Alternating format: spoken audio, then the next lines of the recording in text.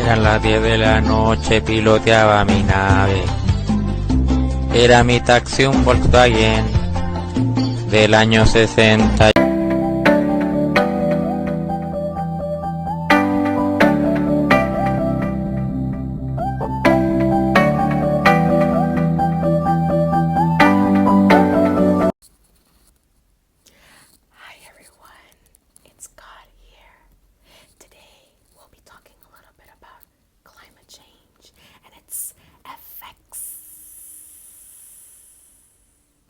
You are stupid.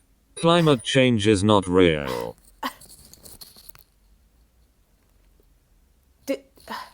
Did you just say that you don't believe in climate change? Yes.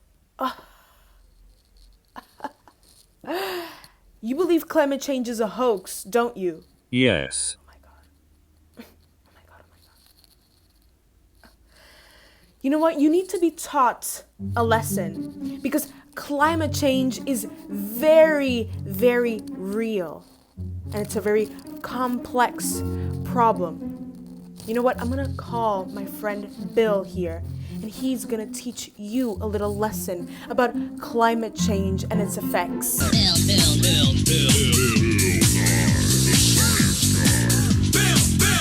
T-7 seconds. Hi, I'm Bill Nye, the science guy. I will be giving some information on climate change. Scientists agree that the main component for climate change is human activity. The way in which we live carelessly, contaminating planet Earth without thinking of the consequences as if we lived on Earth as individuals and not as a collective that is responsible of the globe's current state.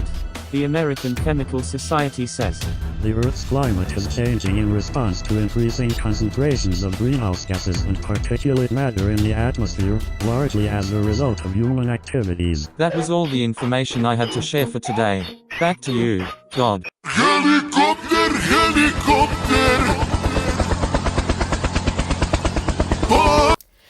Thank you, Bill Nye, the science guy. I love you. Thank you for sharing this information with us. I will be adding a bit more information because climate change is a very complex problem. According to NASA, the planet's average surface temperature has risen about 1.62 degrees Fahrenheit since the late 19th century. This is largely produced by increased carbon dioxide and other human-made emissions into the atmosphere. Most of the global warming occurred in the last 35 years. The 5 warmest years are taking place since 2010. The effects of climate change are horrible for humans, animals, plants, and other living creatures that live on Earth. These effects vary. For example, the rising sea levels, melting glaciers, heat waves, storms.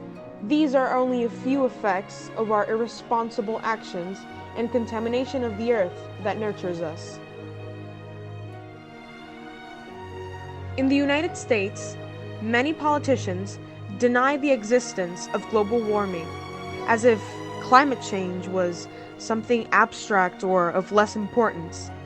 They believe that this problem is a quote-unquote conspiracy theory. I'm looking at you, Trump.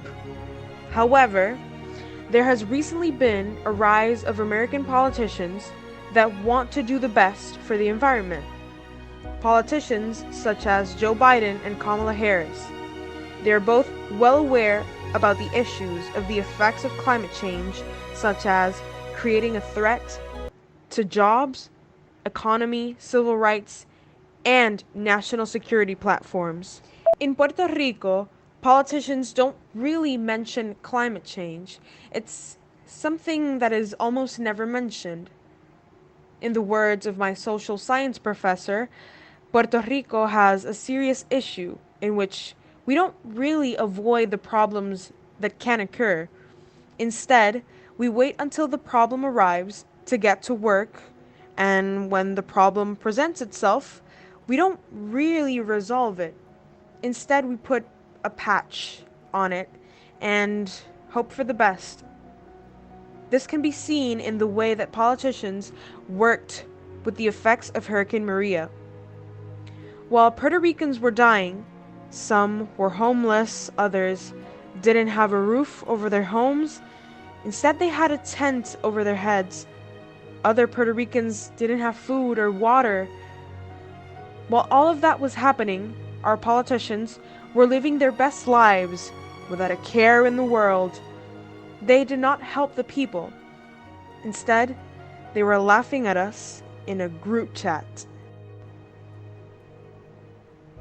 Now, have these politicians put any suggestions in place? Well, in Trump's case, he didn't really propose a suggestion to fix the problem because he really doesn't see one.